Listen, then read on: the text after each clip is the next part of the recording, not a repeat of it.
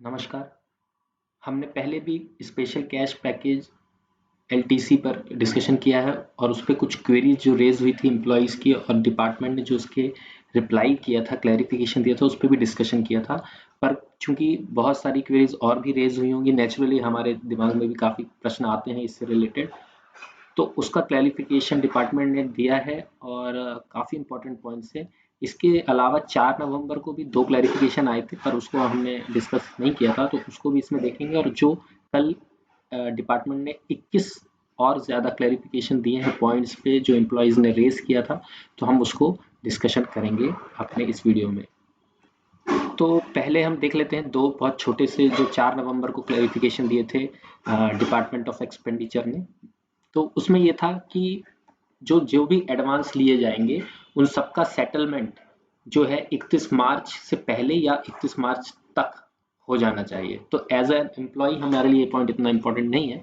पर दूसरा point important ये है कि जो पहले ये था कि एम्प्लॉय के नाम पर ही सारी चीज़ें होनी चाहिए, सारे बिल्स होने चाहिए, तो उसमें उन्होंने ये क्लैरिफिकेशन दिया है कि ऐसा ज़रूरी नहीं है। जो नाम आपके स्पाउस का है या आपके फैमिली मेंबर जो एलिजिबल हैं एलटीसी के लिए, अगर वो उनके नाम से भी बिल है, ऑनलाइन पेमेंट हुई है, डिजिटल पेमेंट हुई है, बिल जनरेट हुआ है, जीएसटी उसमें एज पर कंडीशन मेंशन्ड है, तो भी आप इसका बेनिफिट इस स्कीम का ले सकते हैं। 4 नवंबर में 2 क्लैरिफिकेशन थे। इसको हम बंद कर देते हैं। हमारा जो मेन है, जो 10 नवंबर को जारी हुआ है क्लैरिफिकेशन डिपार्टमेंट ऑफ एक्सपेंडिचर से, मिनिस्ट्री ऑफ फाइनेंस से, इसमें इन्होंने काफ़ी डिटेल्ड क्लैरिफिकेशन दिए हैं जो हमारे काफ़ी काम आ सकते हैं। इसमें पहला इम्पॉर्टेंट ये है कि जो कोई एम्प्लॉय अपने होम टाउन में ही पोस्टेड है और उसने, चूंकि वो अब होम टाउन में ही पोस्टेड है, तो नेचुरली उनको होम टाउन वाली एलटीसी के लिए तो एलिजिबल नहीं थे। अब उनके पास बचा ऑल इंडिया एलटीसी, लेकिन चूंकि वो ब्लॉक ईयर 2018 से स्टार्ट था तो उन्होंने ऑलरेडी उसको भी कंज्यूम कर लिया है। तो क्या वो स्पेशल कैश इस पैकेज का बेनिफिट ले सकते हैं? तो उसका जवाब है नहीं, उनको वो बेनिफिट नहीं मिलेगा, क्योंकि ये इन ल्यू ऑफ एलटीसी, आप उसकी जगह ही ले रहे हैं, तो सारे रूल्स इंप्लीमेंट होंगे ही होंगे। फिर सेकंड नंबर पे लीव एनकेशमेंट से रिलेटेड है। जो हम अर्न लीव को एनकैश करते हैं उससे संबंधित है कि एम्प्लॉय के पास मान लीजिए 40 लीव तो उसको रखनी है, मिनिमम बैलेंस उतना रखना है उन्हें, तो वो उसे खर्च नहीं करना चाह रहे हैं। लेकिन कोई ऐसा एम्प्लॉय है जिनके पास लीव अब कम है, 40 दिन बचा रहे हैं, अगर रखना है बचाकर, तो उसके अलावा अब लीव नहीं बचती, तो क्या उस केस में उसका बेनिफिट वो ले सकते हैं इस स्पेशल कैश लीव इसके स्कीम के अंतर्गत? तो उसका जवाब है नहीं। उसका भी सेम कारण है, क्योंकि वो आप एलटीसी या लीव एनकैशमेंट के अगेंस्ट ले रहे हैं, तो सारे रूल्स वही इंप्लीमेंट होंगे। जब आपके पास बैलेंस ही नहीं बचा है, लीव ही नहीं है, तो आप कैसे लीव एनकैशमेंट लेंगे? तो ये क्लैरिफिकेशन है, इसमें भी कोई बेनिफिट नहीं मिल पाएगा। फिर एक प्रश्न किसी ने पूछा होगा शायद कि मान लीजिए एक एम्प्लॉय है, उसने होम टाउन की एलटीसी का बेनिफिट ले लिया है 2018-19 में, सिर्फ अपने लिए लिया है, अपने फैमिली मेंबर्स के लिए नहीं लिया है। तो उनका प्रश्न ये है कि क्या मैं अपने रिमेनिंग जो मेरे फैमिली मेंबर्स हैं उनके लिए मैं 2018-19 में ले लूं बेनिफिट, और अपने लिए जो है मैं 2020-21 में ले लूं? तो ये पॉसिबल है कि नहीं है? लीव एनकैशमेंट मिलेगा कि नहीं मिलेगा? तो उसका जवाब डिपार्टमेंट ने दिया है, ये बिल्कुल पॉसिबल है, ऐसा वो कर सकते हैं। वो अपने रिमेनिंग फैमिली मेंबर्स के लिए 18-19 जो ईयर था उसमें वो उनका बेनिफिट ले सकते हैं। इसके अलावा वो लीव एनकैशमेंट के लिए भी का भी बेनिफिट ले सकते हैं इस स्कीम के अंतर्गत, पर किसी भी हालत में वो 60 दिनों से यानी 60 डेज से ज्यादा नहीं होना चाहिए। फिर एक क्वेरी ये है, जनरली जहाँ पे दोनों हस्बैंड वाइफ दोनों सेंट्रल गवर्नमेंट एम्प्लॉय हैं, तो उनके केस में ये क्वेश्चन है कि अगर एक एम्प्लॉय ने एलटीसी कैश वाउचर स्कीम ले लिया है और अपने लिए भी लिया है और स्पाउस के लिए भी ले लिया है उन्होंने, मतलब अपने हस्बैंड या वाइफ के लिए ले लिया है, और एलटीसी एनकैशमेंट भी ले लिया है, तो उस केस में क्या जो उनके स्पाउस हैं वो एलटीसी लीव एनकैशमेंट अपने डिपार्टमेंट से, जो उनका डिपार्टमेंट है, उससे ले सकते हैं या नहीं ले सकते? तो उसका जवाब है हाँ, वो ले सकते हैं। एलटीसी लीव एनकैशमेंट का बेनिफिट वो ले सकते हैं।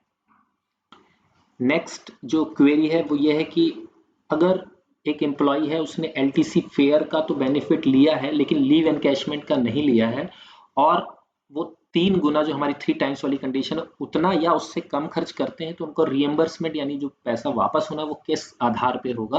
तो उनका जवाब है वो प्रो रेटा बेसिस पे होगा। प्रो रेटा का मतलब होता है यथानुपात, मतलब उस रेशो में अनुपात यानी जो रूल है उसके अनुसार वो कैलकुलेट होगा। तो इसमें कोई ऐसा कोई इशू नहीं है। वो नेचुरली की जो उनका फॉर्मूला होगा उसको वो फॉलो करेंगे। तो वैसे 3 टाइम्स ही खर्च करना ज़्यादा बेनिफिशियल होगा मेरे हिसाब से।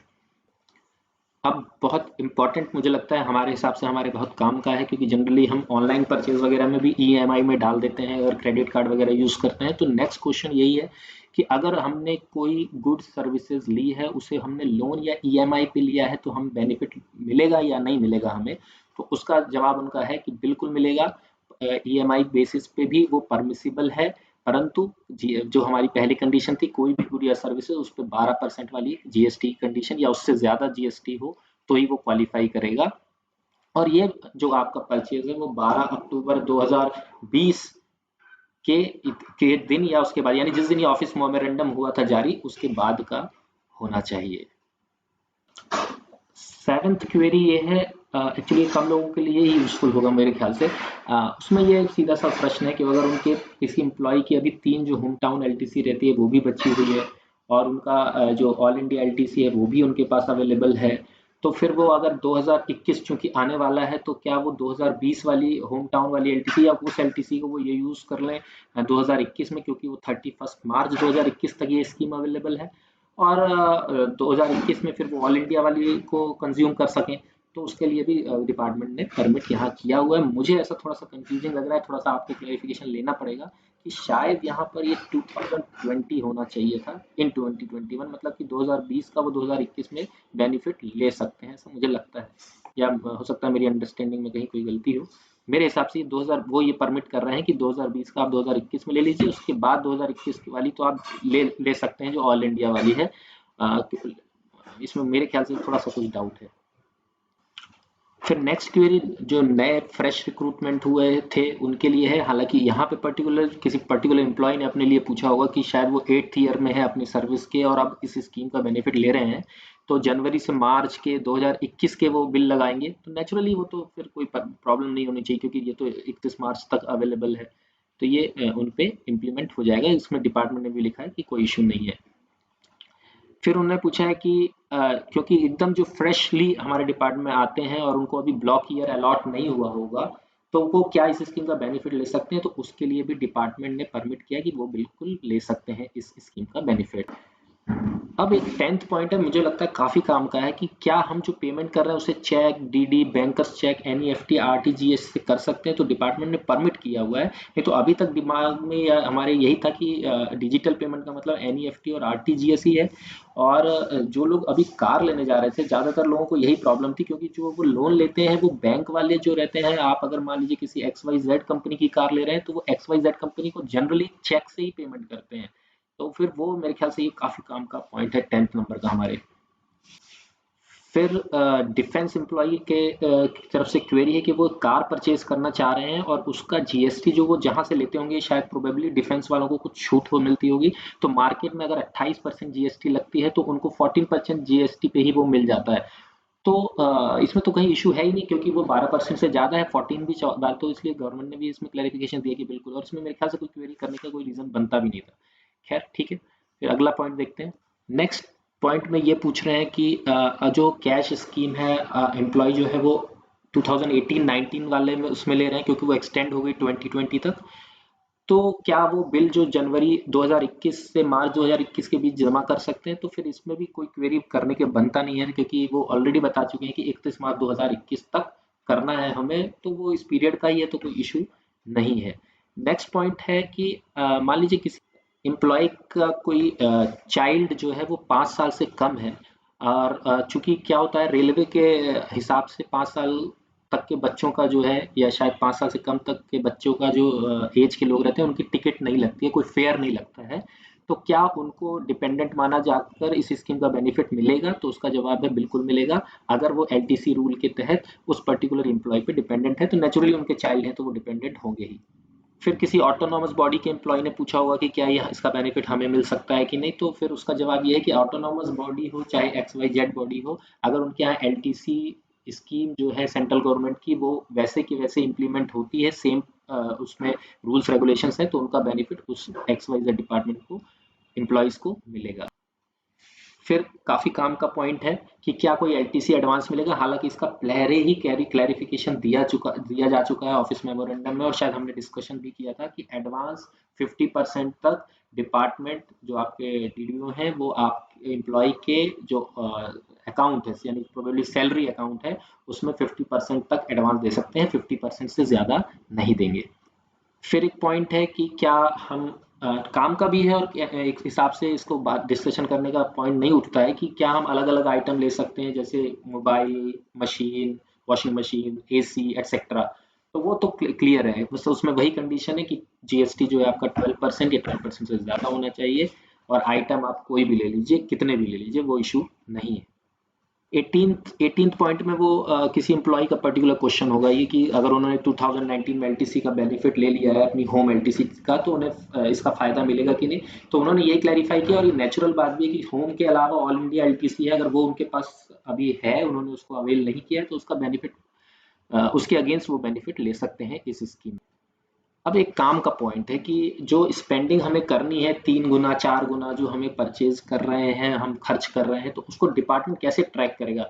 क्या फिर हमें ओनली E-कॉमर्स यानी ऑनलाइन हम जो पोर्टल्स पे ऑर्डर करते हैं उसी के थ्रू ऑर्डर करना पड़ेगा? तो उसका जवाब है ऐसा नहीं है।